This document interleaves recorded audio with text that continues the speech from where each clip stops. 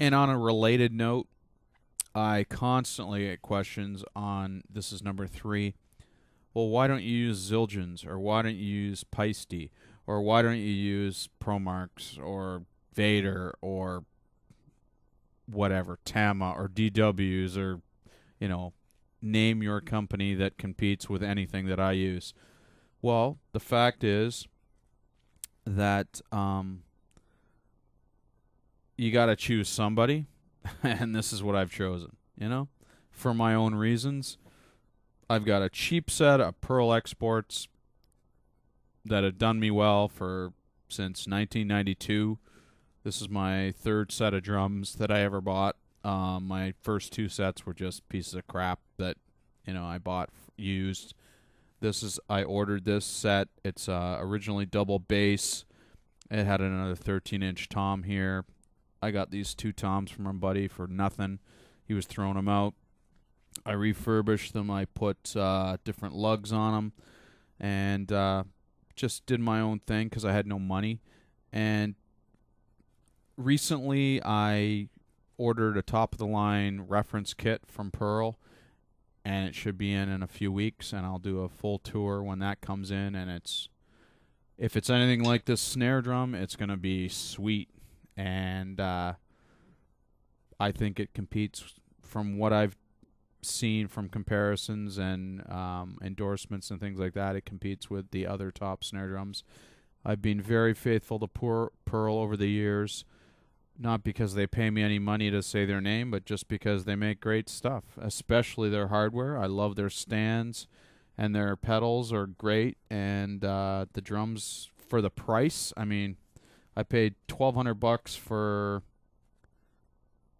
an 11-piece drum set with stands, with I think 4 stands, two pedals, a hi-hat stand, and it all lasted me a good 10 years before it wore out. It wasn't cheap junk, and so I figured if that's their entry kit, then their really good stuff should be pretty good. So that's why I stayed with them. Everyone's like, oh, you should have bought DW, you should have bought DW. Well,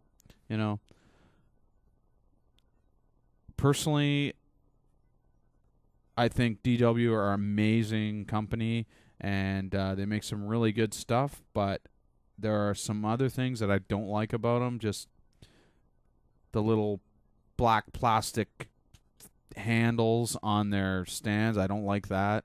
I don't really like their pedals. I've played the 9000s even, and I don't like the feel of them. So, hey, sue me.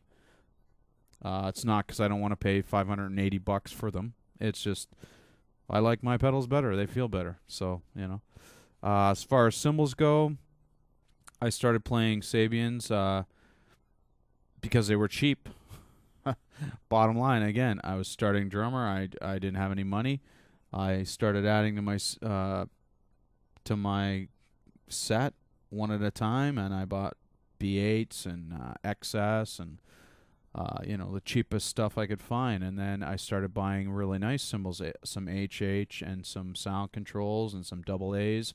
And I thought, well, these are nice. And I got some AAX, and then the Paragon series came out, and I bought a Crash, and I said, wow, that sounds great. I bought the hi-hats. Speechless. This ride cymbal, I've never heard one that's better.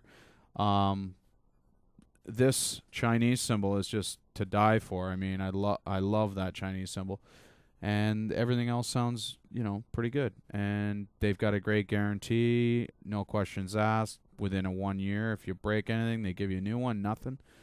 They're half the price, basically, of top of the line cymbals from the other 3 companies. So that's why I play them. Another reason is I've got, 15 cymbals on my kit right now. I've got another 20 sitting over there on the floor, and they're all Sabian. And so if I were to try and decide one day, I'm going to play Zildjian now, okay, $5,000 later, I'd have all Zildjians. So it's just a question of, I don't really want to mix and match, because there really is a difference in overall tonal quality of a system, cymbal set. So, I love the way Peisty's sound. But I'm not going to pay $500 for a ride. Sorry. It's just ridiculous.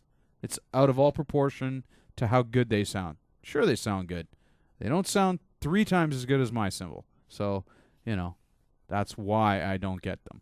And the risk factors involved. If I bought a $400 crash cymbal and I broke it, holy shit, $400 down the drain. I don't know what their guarantee is. I've never really looked into it, but I can buy this cymbal for $135. Why would I buy a $400 cymbal if it sounded a little bit better? So that's my argument over that.